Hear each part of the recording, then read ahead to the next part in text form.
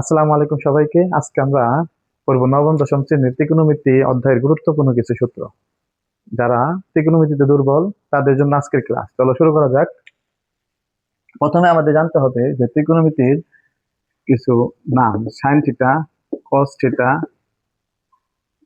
Tan theta, cot theta, sec theta এবং cosec theta. এবং আমাদের সর্বপ্রথম এই নামগুলো মুখস্থ করতে হবে সিরিয়াল অনুযায়ী। এরপর আমাদের জানতে হবে কার সাথে কার সম্পর্ক। তাহলে আমরা সাইনের সাথে কার সম্পর্ক, কোসেকের সম্পর্ক, কজের সাথে সেকের সম্পর্ক, টেনের সাথে কটের সম্পর্ক যদি আমরা জানি, তাহলে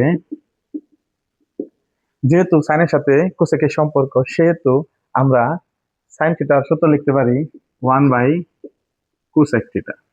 এবং কোসেকের সাথে যেহেতু সাইনের সম্পর্ক, কোসেকের সূত্র লিখতে পারি 1 বাই সাইন থিটা। এবং কস থিটা লিখতে পারি 1 বাই সেক থিটা। সেকের সাথে কজের সাথে সেকের সম্পর্ক, তা আমরা লিখতে পারি 1 বাই কস থিটা। এবং ট্যান লিখতে পারি 1 বাই কট থিটা, এবং কটের লিখতে পারি 1 বাই ট্যান থিটা। তাহলে আমাদের মুখস্থ করার আর কোনো প্রয়োজনই নাই। সর্বপ্রথম জানতে হবে সাইন, কস, ট্যান, কট, সেক, কোসেক সিরিয়াল অনুযায়ী মুখস্থ করতে হবে। এরপর সাইনের সাথে কোসেকের সম্পর্ক, কজের সাথে সেকের সম্পর্ক, এরপরে ট্যানের সাথে কটের সম্পর্ক। আমরা যদি কার সাথে কার সম্পর্ক জানতে পারি, তাহলে অটোমেটিক আমাদের এই সূত্র কমপ্লিট, আর জানতে হবে না।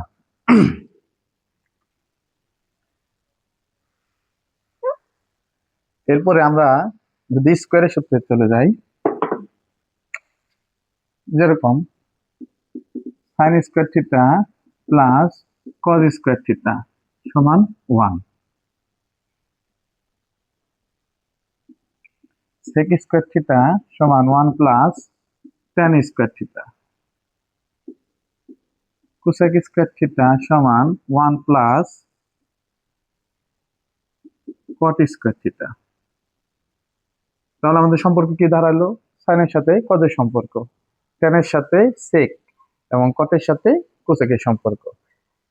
সাইনের সাথে কজের সম্পর্ক, ট্যানের সাথে সেকের সম্পর্ক এক গড় উপরে আসে সেক, এবং কটের সাথে কোসেক এক গড় পরে আসে।